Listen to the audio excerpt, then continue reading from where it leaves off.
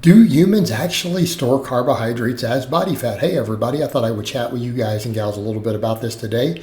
Again, this is one of those topics to where there's so much bro science, pseudoscience, lore, all of this stuff that people haven't looked closely at the data and what even some of the best experts are saying. And when I say best experts, I'm talking even people who are registered dietitians, have advanced degrees in nutrition, things like that, who coach and prep bodybuilders.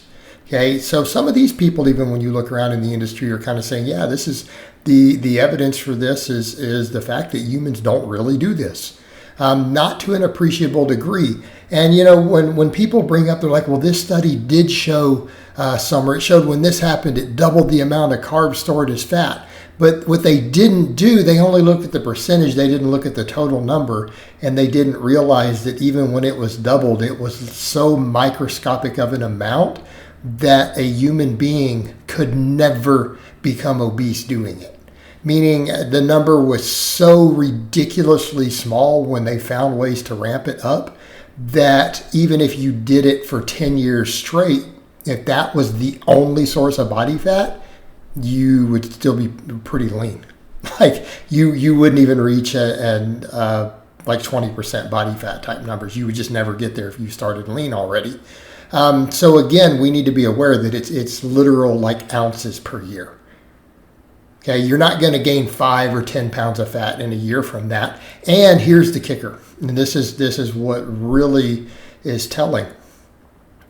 Every single study that's ever found de novo lipogenesis in humans, when they were able to track where it went through stuff like carbon isotope testing, none of it was under the skin. In other words, that's also been one of the things to where when they give people They do stuff with carbon isotopes and they have them carbohydrate overfeed where they eat thousands of extra carbohydrate calories and then they check to see where it went in the body. Trace amounts of it get stored in the visceral areas around the organs underneath muscle, meaning the area under your skin has been zero. In other words, none of the carbohydrates from carbohydrate overfeeding, when it's actually looked at in the body, none of it, not one drop, appears to go to the subcutaneous fat, which is, again, the visible fat that you see under the skin, the stuff that keeps you from looking like an anatomy chart. The tiny amounts that were stored tended to be in the liver, tended to be around the organs, around the intestines, that area, okay, deep inside the body. So again, this kind of throws a big wrench in the idea. Now, when I say this, are we saying that eating huge amounts of carbs that a person can't gain weight? No, we're not saying that. We're saying the carbs won't store. Okay, we're saying that the carbohydrates won't store. The fat that you eat will. And in fact, if you eat enormous amounts of carbohydrates, most of the fat you eat is going to store. Although different fat types will not store at the same rates. That gets very nuanced too. Okay. Now, what people also then will say in response is, all right, so is your solution then to just not eat carbohydrates? Well, no, because you store fat just fine. Okay, and if you give your body so much fat in your diet, and this does happen on ketogenic diets, and again, for people who don't understand that, go look at the literature on lifelong deep keto people. Okay. Let's step away from the lifting world. Let's step away from all that and let's look at the scientific literature on the people who were on keto diets for 20 years. Epilepsy, okay? We've got lots of data on that. Lots of data on that. That's been that's why when we bring up these sort of diets, it's been heavily studied. Those people who are on 80% fat diets from childhood. Keeping in mind, these people, if they're given this for treatment, cannot have carb up days. They don't get to have cheat days. They don't get to carb up. They stay on 80% fat for 20 or 30 years straight to control their epilepsy. Are those people ripped? No, never. Now, they tend to be at normal, healthy body weights, right? They're not like looking like bodybuilders or shredded or lean, and they're also not fat. They're just in a normal body weight. Well, because, ketogenic diets can suppress appetite a bit. They're probably not as hungry, but they have a normal amount of body fat. In other words, they gain body fat just fine at the same rate people will on a normal diet. So they tend to be kind of average in society, but they're not going to then be the fittest either. Okay, you don't see that in those demographics. So just the thing, they're just average. They're just average like normal people. Okay, that's what's happened in the studies. Keeping in mind, those are ultra high fat diets with nearly zero carbohydrates for decades. So that's not really your full solution either. But the point here is that we don't really store carbohydrates as fat as a species.